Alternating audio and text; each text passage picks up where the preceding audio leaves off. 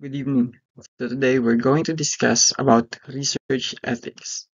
So ethics in research refers to the principles and standards that guide how research should be conducted responsibly and morally. So what are the purpose of it? So it is to protect the rights, dignity, and well-being of the research participants. So when we're talking about the participants, it's not just about the person itself, but also to the animals and plants. The issue of research ethics. The issue of research ethics is often brought up and discussed during seminars, especially in the fields of social and behavioral sciences. So we all know when we're talking about social and behavioral sciences, our participants is beings. So when we're talking about human beings, they have rights, emotions, privacy that must be respected. So as a researcher na nangita kag respondents, dili lang kay ang imong goal is para maka-collect kag data para sa imong research, but also dapat gina-consider pud nimo kung unsa ang feelings, status, and also the condition of your participants. What if kana day imong participants is nana sila problema about sa nana siya psychological nga problem kanang nga pwedeng ma-trigger tungod sa imong mga sa imong topic. So therefore, gina-consider pud nato ang ilahang emotions and also ang ilahang rights nga pwede silang modili o pwede silang nga voluntary nga mo mapil as a respondents. Next is in data collection.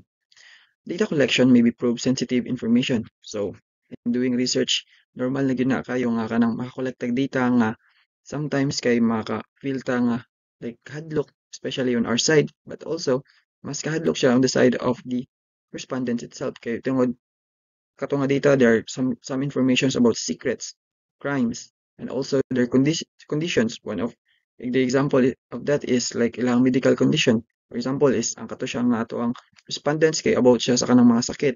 O kato siya nga respondents din nato kay na siya HIV. So if ever kada manggaling siya nga information kay mag-leak, dako kay na siya og possible nga mahitabo or dako kay siya og possible effects sa tuwang respondents. Therefore, as a researcher dapat ang atuang data nga gina-collect must be um kept thoroughly nga kita lang pud ang maka-access, and also pwede nato siyang i-publicize if ever manggaling natay approval from the respondents itself mismo. So next is the risk of violating privacy, consent, and dignity. So in researches, na time nga dili nato malikayan nga kana bitong ang atong ginaingon nga information sa ila is what we call half cook lang siya nga information na itay like ginatago, especially when we're talking about in the field of medicine. Na uban nga to ang ginapakita sa ila or gina-explain sa ila is ang katulang good side. Sometimes gina discourage na to pag-explain sila kung unsa ang possible nga side effects. Therefore, na siya risk of violating the consent sa imong respondents mismo kay instead nga ma-inform siya ahead of time nga naay possible effect dito ang katong siya nga medicine nga inyohang gina-take or inyong ginapa-take sa iha. But tungod kay inyo siyang gihold ninyo ang katuwang information, therefore ma-violate nimo ang ihang consent and also the dignity of your research itself. Next is confidential information. Must not be revealed, could harm participants and others. So as I mentioned earlier, that all information must be kept and not be revealed unless na siya consent mismo gikan sa participants or the respondents. Next is researchers must learn ethics before planning and conducting any research. So this is the most important. Must learn ethics. So as a researcher dapat yun kabalo ka unsa ang mga proper ethics before conducting a research para dili ka maka-violate of feelings and also rights sa imong participants, whether it is animals, person, or plants. Important aspects of research ethics. So the concept of research ethics must be understood by the researcher before he conducts his research. So as I mentioned earlier na before ta mo conduct sa atong research dapat masabtan nato mismo kung unsa ang research ethics para wala tay ma-violate nga rules and regulations and also rights, especially sa individuals. So these are the 10 main aspects of the research ethics. First is voluntary participation. Second, self-determination. Third, physical and psychological or mental harm. Fourth, researcher's identity. Fifth is confidential personal information. Next is anonymity. The seventh is agreement or confidentiality. Eight is betrayal or breach of confidentiality. Ninth, deception and cheating. And lastly is copyright. So let's discuss each of them. First is the voluntary participation. So when we're talking about voluntary participation, so the respondents must participate out of their own free will. So here, wala tayo ginapugos nga respondents para mo-appeal siya dire. Like, ikaw, appeal ka sa ako ang survey, ikaw within the scope ka sa ako ang mga respondents dapat ma-appeal ka. No. As a researcher dapat taga na to og own free will ang ato ang mga respondents nga sila mismo ang mo-volunteer nga mo-appeal sa ato ang research. Next, withholding information or forcing participants is unethical. So as I mentioned earlier na dili na to sila dapat pugson if ever di sila ganahan mo participate sa ato ang research because it is unethical when we're forcing participation. The next is while researchers may explain the importance of a study to encourage participation, refusal must always be respected. So as I mentioned gihapon ganina, if bisan manggalig kabalota nga dako kay impact nga atong research, dako kani siya possible impact nga makatabang, but always gyapon nato siyang gina-consider ang emotions and feelings sa ato ang participants. If ever they feel nga di sila ganahan or they feel nga murag dili sila angkop ang kana siya nga research para sila, therefore we should respect their feelings nga kung musugot ba sila or dili nato sila angay pugson tungod kay each of us have our own rights nga pili. Next is to formalize consent. Researchers may use a research guarantee form or a letter of agreement that clearly presents study details to participant can make an informed decision. So, through consent and letters, diri kay mapakita nato kung unsa ang ato ang research from its title, its purpose, the researchers, the organizations nga nag-support ani nga research, and through this is ang atong respondents is ma-enlighten sila kung para asa gyud ni siya nga research, and also because of that is makuha na to ang trust sa atong respondents para mo participate ani nga research, and also to have a crystal clear nga information pod para sa ilaha mismo.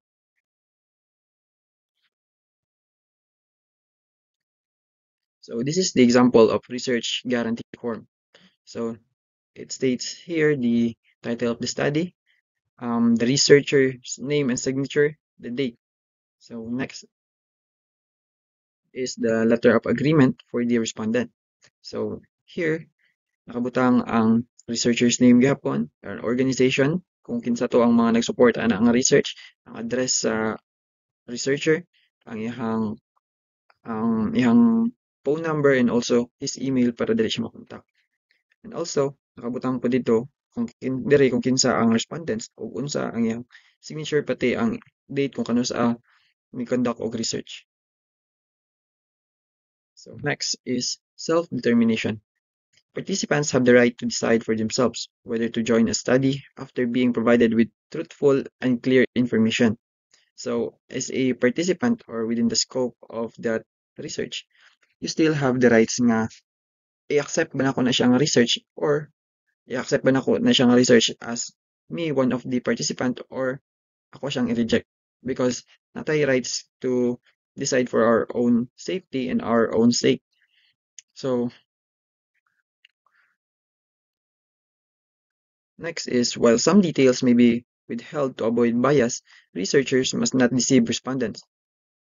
So bisan pa og an example, ako isa ko ka researcher is nako yung mga informations nga dili nako siya gina-disclose sa imo para kay dili siya maka-create og bias, but because dili po na siya nagpasabot nga i-deceive ti ka nga tungod kay like magbinutbot ko kay mao ni ang tinuod ana something because bisan pa og dili na gyud bitaw to siya kung unsa naka-align sa akong research para lang ma-prove ka as a respondent of my research. So therefore pwede ta mag-withheld of information, but we should not deceive respondents nga para lang maka-appeal ana nga research. Next is misrepresentation damages trust and cooperation. Self-determination ensures participants are free to evaluate the information and voluntarily choose to participate. So, as I mentioned earlier, if ever magaling mag-create ta og like mga idea nga wala na kay siya nakaka-create sa nakaka-align sa ato ang research purpose, so pwede na siya diha masulod ang misinterpretation. So, through misinterpretation is ma-damage ang trust between the researcher and the respondents. So, mas napanoy chance nga dili na nunto sila mo cooperate sa imuha. Instead, mas better pa kung bisan pag though nay positive and negative nga mahitabo sa katong nga research, but it's better nga ato crystal clear atong pag-deliver sa ila nga kani if ever manggaling mo ni atong buhaton ay possible nga kani ang mahitabo, nay possible nga kani ang mahitabo. So, because of that, ang respondents is na sila idea kung unsa ang result sa ilahang pagtabang. It's either maka-harm ba sila or maka-help ba sa community or for themselves. So, through that is sila na mismo ang mag-evaluate kung mo-appeal ba sila or dili. Okay? Next, physical and psychological or mental harm. So, researchers are responsible for ensuring the safety and well-being of all participants. It's whether human, animals, or plants. So, as a researcher, dapat kita mismo is always tang hands-on kung kinsa magaling to ang atong respondents. Dili lang kay tungod kay animals na sila kay pasagdaan lang nato nga like pagkahuman nato research ato na din silang pasagdaan. So dapat we should take responsibility kung unsa magaling to ang consequences nga mahitabo sa ila. Especially if ever ang atong participant is human being. We should take the responsibility and always put the or we should prioritize the safety and well-being of the participants. Next is they must assess potential risks, minimize harm, and be transparent about the possible consequences. So, as a researcher, we should always be transparent about the possible consequences.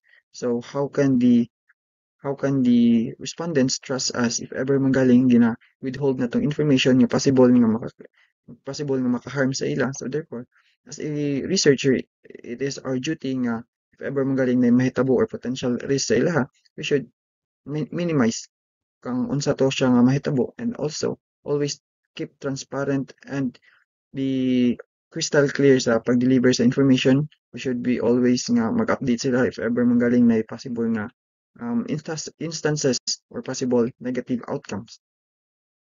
Next is participants should always retain the right to withdraw. So, if they feel endangered, so as a participant of the research, naputay right nga pwede na to nga ano ba mo back out ta kay tungod feeling na to murag kuyo naman gini siya nga research. So therefore, dili ta pwedeng pugnan sa researcher nga kung mo back out ta, especially when we're prioritizing our safety. This is one of the visual presentation about the physical and psychological or mental harm. So first, this person nga kaning nagpila serves as the respondents of our research. Sila. And also, here is the potential outcome sa atuang research. So, as a researcher, dapat ensure yun na to ang ilang safety nga dili ni mahitabo sa ila.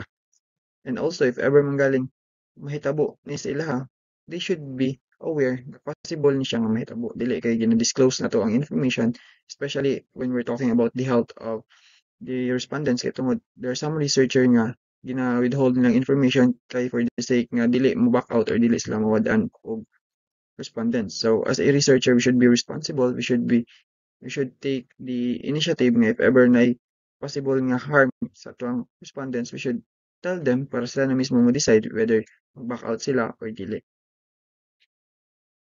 Researcher's identity. The researcher must honestly disclose their identity and affiliation before seeking participation. So, as a researcher, dapat ikaw ang first nga mo introduce sa imong kaugalingon. Mo introduce kung unsa ang purpose sa imong research para kay maka-attract og attention para sa imong mga respondents. Next is transparency allows respondents to make informed choices, especially when a researcher background or sponsor may conflict with their values. So, as a researcher, dapat kay always yun mong ginaingon if ever kung unsay sakto, which is mo na siya ang imong purpose, imong ngalan mismo, imong personal information, and also the organization nga nag-support ana nga research. Because there are times nga maka-create og conflict ang atoang ang ato ang agenda and also the respondents. For example is sa ato ang sponsorship sa research. So one of the example is here. An environmental advocate declining to participate in a study sponsored by a logging company. So it is very clear na yun no nga if ever ako man galing tong environmental advocate tapos himuon ko respondents sa isa ka research nga sponsored by the logging company malamang dili gyud ko mo participate tungod kay ang nag-contradict na gud to siya sa ako ang advocacy nga as an environmentalist we should ato ang advocacy is magplanta og mga trees the for our environment. So while ang logging company is opposite pod ang ilang ginauna-una pod kay is mag-cut og trees for capital for money. So therefore diha ma-create diha pa lang ma-evaluate na nimo nga kung mo participate ba ka or dili tungod kay so identifying oneself sincerely is a primary ethical duty. So mo dito siya identify na to kung kinsa ang ato ang as a researcher i-identify kung kinsa atong respondents and as a respondent dapat gina-identify pod nato kung kinsa ang ato ang researcher. Confidential personal information. Respondents' personal information must remain private and protected. So, if ever magaling mag-create tag research, kung unsa tong mga na-collect na tong information regarding about sa atong respondents, dapat kato siya is private yun na to siya and also dili yun na to siya gina-share to anyone bisan pag sa atong family or sa atong mga kaila. So, and next is the right to decide whether data such as beliefs, behaviors, or income should be made public belongs to the participant, not the researcher. So, ang right nga mo-public sa mga information is wala yun siya sa ato ang researcher but na siya sa respondents. Sila ang naay katungod if ever gusto ba nilang i-public ang katong mga information nga belong sa ilaha. So, through that is dili ta ma dili bitaw as a researcher kay dili ta kaning ma-blame if ever na possible nga mahitabo because sila man mismo ang may kuan nga i-public siya. According to Tyner and Kandal 1976, confidential information falls into three categories. So the first category is sensitivity of information, the second is respondent's natural environment, third is potential for spreading information. So each category kay na siya iyang scope nga kung asa lang siya nakapaloob or nagtuyok-tuyok. So first is sensitivity of information. So this refers to the highly private data. It includes the religion, income, sexual orientation, genetic disorders, and also napudiri ka ng mga medical records sa ato ang respondents and ang ilahang umot siya, ang ilahang medical records na pwede maka-harm if ever manggaling ma-disclose siya. So next is the respondent's natural environment. So from the word itself, natural environment, case diri nakarelate ang ilahang home, workplace, or finances must be remained confidential to prevent misuse or harm. So, dili kay kanang dili lang kay kung asa specific ang ilahang balay but also kana bitong nag-describe siya kung unsa ang ilahang balay mismo, pwede na siya ma-consider na diri sa respondent's natural environment. And also the workplace dapat dili na to siya gina-describe kung unsa ang ilahang workplace kay tungod ana pwede gyapon matrace kung kinsa to ang atong respondents. Next is the potential for spreading information. So, information with high public interest. High public interest, example, about celebrities or politicians must be protected more carefully due to rapid risk of dissemination. So, ang kanang mga information gali nga paminaw na to kay dali kay siya mo spread. So, dapat mo na siyang mas pagtuunan nato pansin o ato ang mas bantayan kay tungod anytime nga pag mulik lang na siya bisag gamay with just within a blink of an eye pwede na din na siya makadaot sa kung kinsa magaling tong involved ana. For example is atong nahitabo nga about sa Bini. O kato siya like short lang kay siya nga clip but grabe kay ang pag-disseminate sa video is dako kay siya impact sa katong sa members. So researchers must always seek informed permission before collecting and discarding such data. So, as a researcher, dapat before ta mo disclose or before ta mo collect og data, dapat mag-ask sila og permission. Kaya dili ta pwede mag-record sa ilaha during interview nga patago. Dapat always yun ta mag-seek og permission sa ilaha. Anonymity. Anonymity ensures that Participants' identities remain secret and untraceable. So, kung saan man siya nga untraceable. So, first is, respondents should be allowed to withhold names. Pwede nila dili ingon ang ilahang pangalan and also to refuse video and audio recordings in interviews.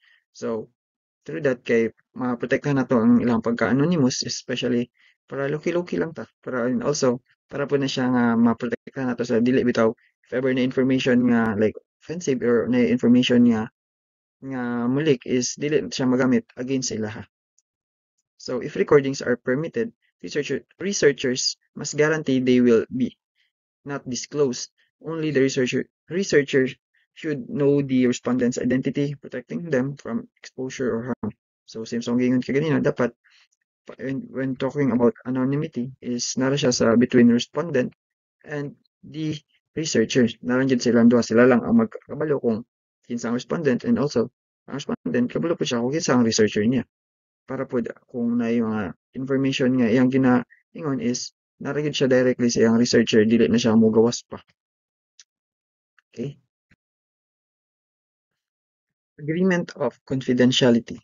Confidentiality requires that all respondents' information remain undisclosed. To enforce this, researchers may sign a confidential agreement promising not to reveal participants' identities. So, confidential agreement is it is an agreement between sa researcher and also sa ilahang sa participant nga dili i-disclose ang iyang information, dili i-disclose kung kinsa siya and also kung unsa ang mga nakolekta sa iya. So through this is nasa kasulatan nga dili pwede gyud nga i-violate sa researcher.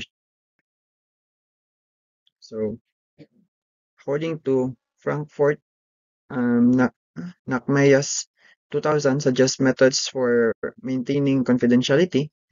First is erasing identifiers. So first, erasing identifiers is remove names and address from the shared data. Second is simplifying categories. So instead nga mag-specific ta like for example iyang trabaho o kung kano sa siya gipanganak. So pwede nato siyang i-generalize para kay dili siya ma-trace directly, dili maingon nga in year 2004. So dapat dili nato i-specific kung kano sa pag iyang birth date but ato na siyang i-directly na di ang year. O when we say about po siyang trabaho, dili na po nato specific nga mo gini nga trabaho but like i-describe na nato as general. And next is micro aggregation. Report average instead of individual responses. So micro aggregation is dili nato gina-report kung unsa ang individual nila nga responses, kun dili is kana bitong gina-collect na lang nato kung sa within the scope or sa mga grupo is pangitaon nato tong average nga feeling nato kani siya nga respond is daghan, so therefore mo na to siya direct atong ang gina-collect, dili na nato siya i-specify kay para dili matrace. Next is reporting only differences. Present comparative result without exposing individual data. So mas dili yun nato siya matrace if ever ang ato ang gina-compare is differences. Kasi if mayroon ta compare nato ang ilang similarities, mas dali kay siya mas dali kay nato ma-identify kung kinsa tong respondents. Na-describe naman nato siya unlike sa differences nga pwede pang daghan kay mas broader ang iyang scope. Next is betrayal or breach of confidentiality. So a breach of confidentiality occurs when researchers disclose data promised to remain private. So this betrayal may cause embarrassment, stigma, or harm, especially in cases involving sensitive information such as legal activities or medical conditions. So kani siya is dako kani siya impact sa respondents, especially kung ang kana siyang respondents kay ginakip gyud niya nga secret tapos paghuman gi-public siya sa iyang researcher without his permission, especially for example ikaw tong respondent tas na kay HIV or na kay sakit. So through that is nay possibility nga mag negative ang tan-aw sa mga tao and also maka-create siya, pwede ka maka-cause of embarrassment sa imong side and stigma. So therefore dapat gina-avoid yun ni ang betrayal or ang kaning breach of confidentiality. Next is breach may happen deliberately such as when researchers accept incentives to share data. or accidentally through carelessness, regardless, it is serious ethical violation. Researchers must honor the trust placed them and avoid disclosure without explicit consent. So, na times pod nga ang kaning researcher is gina-disclose nila ang data if ever. For example, na incentives nga gihatag sa ila. Kay example ako to nga need po na ko na siya nga data. So, pwede na ako tong suhulan ang katong researcher nga bayaran ti kaani nga amount basta tagaay ko na siya iyang nga information. So, to that na uban nga researcher nga gusto sila ato in that way is possible nga ma-disclose ang imong information, and also ang uban pod sadyang careless lang pod kayo nga dili nila ma-keep og tarong, therefore na disclose siya. So regardless kung unsa may reason, so it is a clear ethical violation para sa part sa researcher nga mag-disclose siya og information without the consent or without the authority sa katong respondents. Next is deception and cheating. Deception occurs when researchers mislead participants by withholding or falsifying study details. So, kani siya is kanang magbinutbot ta kay para lang natay participants nga makuha. For example, is ang atoang research kay about jud siya sa mga sakit, but ang atoa siyang giistorya sila is about siya sa cure. So, na siya though slightly aligned sila, but na gyud siya different bitaw nga mga tungod kay ang atong giingon dito niya kay cure man. So therefore, una nato niya better guro ni para sa akong health, para guro ni sa akong kuan, guro ni siya positive nga impact. So that way makagain ta og trust sa respondents, but in an ethical way. So therefore, we should not falsify the study details of our research. Next is cheating involves providing false information, both violate the principle of informed and voluntary participation. So if ever mga magbinutbot ka kay para lang maapil ang participants, so doon na na-violate nimo ang katong voluntary participation and ang informed nga decisions from the participants mismo. So while some studies, such as clinical trials, may be difficult to conduct without partial withholding, researchers must always minimize deception. So if ever magaling ang deception kay dili gyud nato siya malikayan, but we should try to minimize it. Dili nato siya dili nato siya kay tungod dili nato siya malikayan, ato na po siya masagdaan nga basta kay deception na lang ko para makaapi lang siya. No, we should try to minimize kung paunsa nato siya may tatag alternative bitaw nga way para kay though same ang atong purpose, but dili siya negative ang dating. So one of the example is ang nahitabo kang so one of the example is of the deception and cheating is ang nahitabo kang Henrietta Lacks live in 1920 to 1951. So she was an African American woman whose HeLa cells taken from her without consent. So if ever wa mo kabalo kung unsa ning HeLa cells, it is a cell nga hantod karon is living paghapon siya. Dili gyud siya mamatay tungod sa iyang unique nga composition. So it is where the first immortalized human cell line. Her unique cancer cells could reproduce indefinitely in a lab, becoming essential tools in a numerous medical breakthrough. So kani siya is kuan siya kanang one of the example of deception nga positive ang iyang impact sa kuan kasi if imagine if wala ni na-discover or wala ni nakuha ang HeLa cell, daghan kayo og mga medicines nga wala gyapon na discover karon. Like for example, isang kanang sa polio. So kana siya is as I research is diha pud siya dako po kay impact ang HeLa cells para ma-finalize or ma-create na ang kanang polio vaccines. So and also dili lang kay kana siya, but there are a lot of ano kanang mga medicines nga nagamit sa HeLa cells as the tester. So because of that deception and cheating is dako siya impact sa ato karon sa atoang environment karon or atoang dili siya sa atoang environment but sa atoang well-being karon. So ethical responsibility demands day. So first evaluate impact. So when we're creating a deception, first is evaluating mga impact. So avoid deception if it risks harming if it risks harming participants. So if ever galing mag-create ng deception nga maka-harm siya sa participants, so dapat i-disregard na nato na siya. Second is stay aware.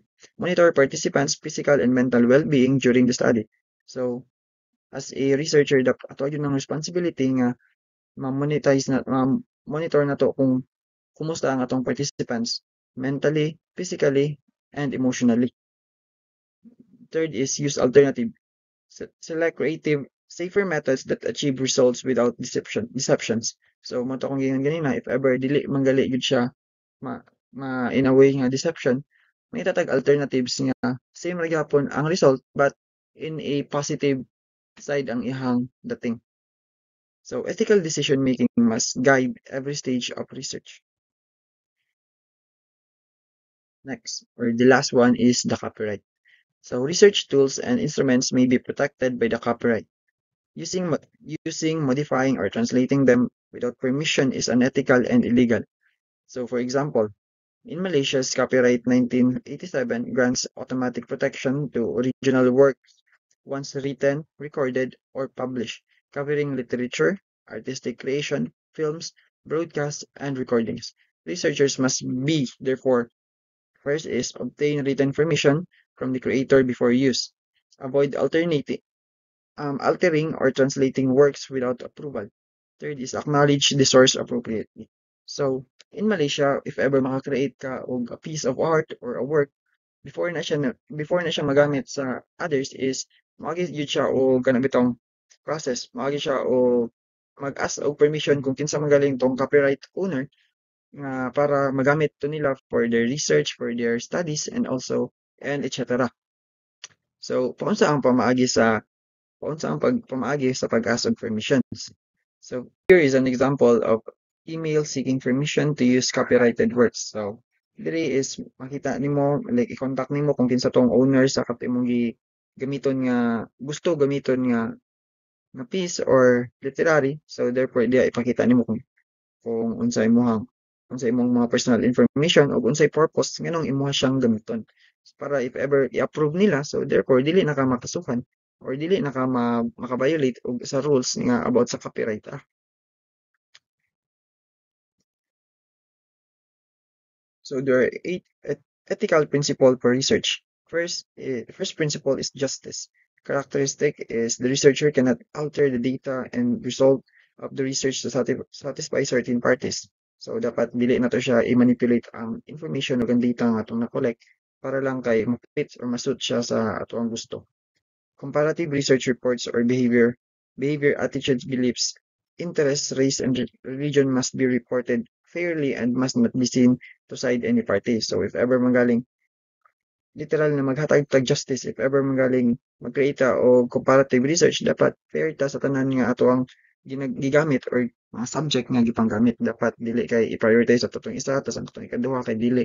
So dapat fair ang ato ang treatment sa ilang tanan. Next is humanistic treatment for compassion. The feeling and emotions of respondents must be taken into consideration before, during, and after research.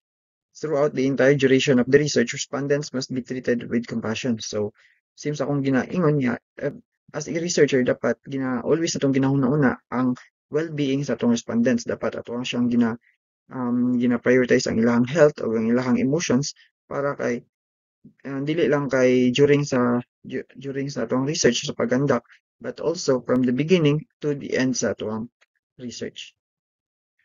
Next is freedom or participation.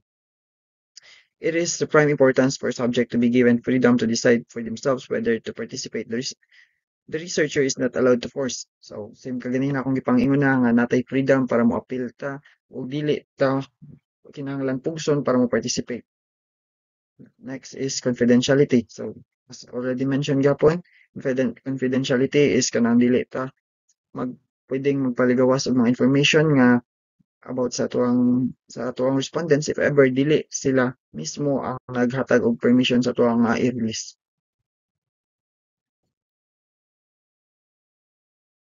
So next is anonymity.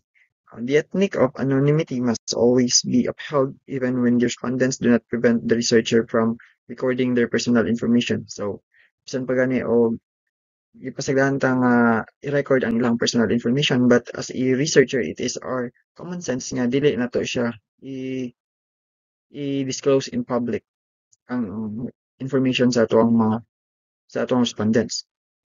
Next is respondents' original condition. The researcher needs to ensure that the research does not cause any negative effect on the mental and physical condition of the respondents after it has been conducted. So, dapat as a researcher, kabalo ka kung ang imong respondent is in good health before and after sa imong pag-conduct ang research para ma-ensure ang ilang safety. Next is integrity. Data and the analysis of the research must be recorded and reported accurately and truthfully. Results of the research must be reported truthfully. The process of research discussion of the research must be reported in an open and transparent manner. So, integrity. Dapat kung unsa ang result, wala tay gipang manipulate kay para lang ma-fit siya ang ato ang gusto. Dapat kung unsa ang result, we should be transparent, we should be non-biased kung unsa ang result ning gawas. Plagiarism. It is wrong to use other research work without written permission or without clearly acknowledgement. So, dili dapat as a researcher or as a researcher mismo, dapat dili na to kanang encourage ang atong kaugalingon nga magamit ta og work sa lain. Pwede man ta magamit og work sa lain, but dapat with in a proper way kanang like mag-ask tag permission before nato siya i-include sa ato ang topic, and also para pod matagaan og credits kung kinsa to ang original owner ana. And also there are programs nga magamit nato in to trace whether a written work is genuine or plagiarized. So isa na nga program is ang Turnitin. So next is the code of ethics in research. So the principles of research ethics must be enshrined in a code of ethics to guide the behavior of the researcher, such as the code not only set the standard for acceptable conduct but also serves as a foundation for improving the quality, reliability, and credibility of research. By adhering to this code, researchers become more aware of the moral responsibilities and proper methodologies required for the conducting studies. The important elements of research code of ethics include values, upholding honesty, respect, fairness, and responsibility throughout research process. Second is self-awareness, recognizing one's own biases, limitations, and ethical obligation as a researcher. So dapat as a researcher kabalo ta kung asa atong ginastan, and also dapat ang atong ginastan is dili siya makaapekto kung unsa ang ato ang seek nga information. Professionalism, demonstrating competence, integrity, and discipline in every stage of research. So, as a researcher, we should act as a professional, as if not just as if, dapat we should always act as a professional nga ang kana siyang research kay not just para sa ato but also for the community. Discipline guidelines, following established ethical and research protocol within the field. So, dapat natay disiplina kung unsa ang bawal, kung unsa ang sakto, dapat marabuto ang atong buhaton. Next is trustworthiness, ensuring transparency, accountability, reliability in data collection, analysis, and reporting. So as a researcher, we should be trustworthy. Dapat we should always be transparent and accountable sa atong mga gipanghimo. Dili lang kay kani siya nga information mo ni akong gusto igawas, but no, dapat from positive and negative informations dapat ato siyang gina-release para pod na idea ang uban kung unsa manggaling unsa ang possible nga outcome. So in code of ethics in research, the elements of the research code of ethics there are 5 elements. First is understand and adhere to ethical standards. Researchers must fully understand ethical standards in their fields and always adhere to the research standards in their practices. So next is prioritize research participants' rights and safety. Researchers must ensure that the interests, rights, and safety of the participants are guaranteed. So dapat always yun atong gina-prioritize ang safety sa atong participants. So avoid scientific misconduct. Researchers must uphold moral values to avoid scientific misconduct such as plagiarism and fraudulent behavior. So as a researcher, dapat we should be responsible kung sa atong ginahimo, and dapat dili ta magpakita og mga unethical nga behavior, such as kanang mag-plagiarize og ang trabaho sa uban. Next is practice professionalism in research. Researcher must practice professionalism in research to to have quality and reliability of research findings. So, um, if ever mag-practice like professionalism is ang quality sa atong research kay dagud siya ma-enhance, and also dili lang kay ang sa quality but also ma-determine pud whether if ang research ba nato is reliable pud ba siya. Kay basin nagbuhat-buhat tag research pero dito ang atong mga result is ato arang gipang kuantanan, atong gipang manipulate. Therefore, dili siya mo-considered as reliable. Next is guarantee the authenticity of the research. Researchers must guarantee authenticity of research so that research findings are not biased and can truly benefit. So, as a researcher, dapat dili ta bias, and also kung unsa manggaling, kasi songingan ni ganina, nga kung unsa manggaling ang result, dapat dili wala tay iusab ato para transparent ta, o kung unsa manggaling changes or kung unsa man galing, para always tang transparent, and also para pod ma-inform ang respondents nato if ever na need nato nga ipang-inform sila. So, these are the research code of ethics. So, think din ako siya need isa-isahon pa. So, there are 15. So, research procedure checklist. So, there are 9 procedure checklists. First is, after the rough outline of the research project has been drafted, contact the individuals or parties identified as subject and ask them to be research respondents. So, if after ma-draft na to kung sa atong research, dapat mag-monitor na po ta kung yun sa atong possible respondents, and i-inform na po sila kung pwede ba sila. So, ask for written permission for those who agree to participate. So, mag-contact permission kung kinsa tong mga ning sugot nga mo participate. Next, deliver the rough outline of the research. So, to have a transparency, ipakita, i-deliver o gihatag na to kung unsa ang outline sa atong research para pod ma-inform silang dad. Fourth is, assure the respondents that any information given to the researcher will be kept confidential. So, dapat ang atong kuha na to sa atong respondents na kung unsa magaling ang makip or makuha na to nga information gikan sa ilaha, wala siya mugawas between after sa ana nga kuan, wala mugawas between sa ilaha o sa imuha. Dapat ang kung asa magaling to nga information is nalang dito siya sa inyo, and also dapat dili malik ang mga need ipang keep nga informations. And determine whether the respondents will receive the final report or interview draft, as it may involve substantial expenditure. And next is inform the respondents how the research will use the data and information they provide. So, dapat i-inform na to sila kay para po makabalo sila kung para unsa day o para asa din ang data ang ilahang kanang gi-collect na to sa ilaha. And prepare a rough outline of the research method, objective, and procedure, and circulate copies to the respondents. This written outline is important because respondents may forget if they are merely informed orally. So, sakto nga mag-print ka, ipakita nimo sa ila, serves as outline kay para ang katong outline kay mag-serve siya as guide para sa mga respondents, kasi if i-deliver na to sila orally, na chance nga dili nila sa ulo, or na chance nga malimtan dayon nila. Set the time and date for the research interview session, survey, or experiment in the rough outline. If the research sets 10 minutes for an interview session, he should keep to the time allocated for it. It is a break of trust if the interview session lasts for says 20 minutes. So, dapat kung unsa ang time na nakabutang, dapat mag-fix pud ta diha nga diha jud ka kutob. For example, 5 minutes, dapat 5 minutes agad pud kutob yung interview. For example, nakabutang siya 1 hour, dapat 1 hour gid pud na yung interview, dapat di na ta mo exceed. Kasi maka-create siya o maka-break siya sa trust nga gihatag sa atoa sa atoang participants or sa atoang respondents. And lastly is acknowledge and value the contribution of the respondents as well as the respondent themselves. Must realize that the respondents are important to the research. Without them, the research will not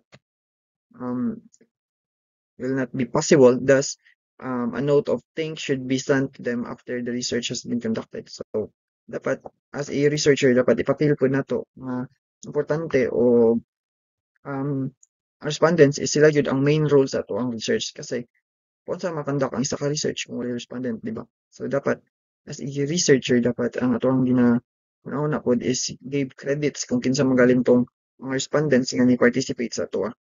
And paunsa is first is maghatag thank you letter or kanang results sa ilahang mga kuan sa atong research. So through that is makuha nila nga wala gyud nato sa kalimtan kay dili lang kay ang atong ginahuna-una kung unsa ang atong information nga nakuha sila but also makahuna-una ta to them to through themselves mismo pod.